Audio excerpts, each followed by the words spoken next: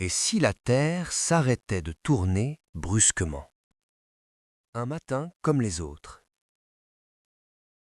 Le soleil venait de se lever à l'horizon. Les villes s'animaient lentement, les voitures remplissaient les routes, les marchés ouvraient et les enfants partaient à l'école. Personne ne se doutait que dans quelques secondes, le monde allait basculer dans le chaos. La seconde où tout s'arrêta. À 8h17 exactement, quelque chose d'inimaginable se produisit. La Terre s'arrêta de tourner. Pas lentement, pas progressivement,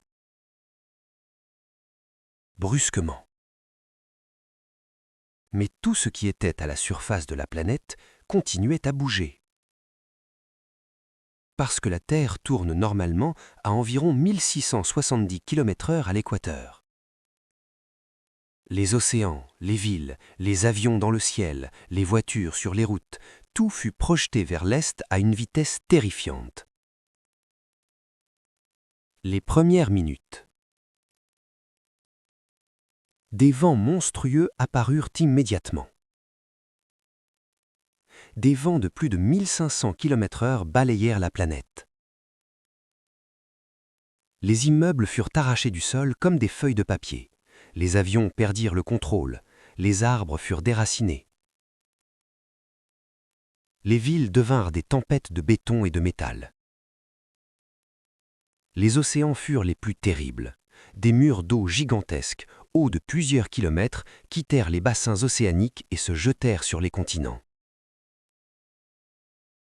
Les côtes du monde entier disparurent sous des tsunamis apocalyptiques. Les continents dévastés. L'Afrique, l'Europe, l'Asie, les Amériques, aucun endroit ne fut épargné. Les vents transformèrent les déserts en tempêtes de sable infinies. Les montagnes s'effondrèrent sous la pression atmosphérique instable. Les survivants cherchaient des refuges dans des caves, des tunnels ou des grottes, mais ce n'était que le début.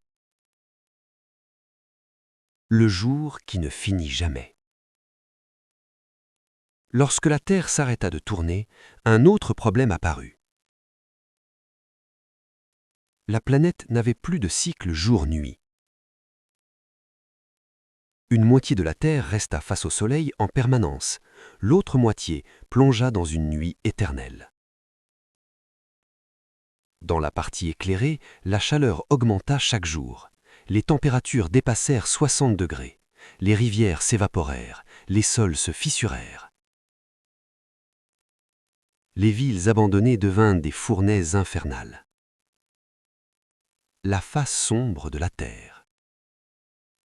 De l'autre côté de la planète, le froid devint insupportable. Sans soleil, la température chuta rapidement à -80 degrés. Les océans commencèrent à geler. Les vents glacés transformèrent les paysages en déserts de glace. Les survivants vivaient dans l'obscurité permanente, éclairés seulement par les étoiles. Les océans changent de place. Normalement, la rotation de la Terre maintient les océans répartis autour de l'équateur. Mais maintenant que la rotation s'est arrêtée, l'eau commence à migrer lentement vers les pôles. Les océans se déplacent. Certaines régions deviennent des déserts gigantesques, d'autres disparaissent sous des océans profonds de plusieurs kilomètres. Les derniers survivants. Quelques groupes d'humains réussirent à survivre. Ils comprirent rapidement une chose. La seule zone habitable se trouvait entre la face brûlante et la face glacée. Une mince bande autour de la planète, un crépuscule éternel, ni trop chaud, ni trop froid.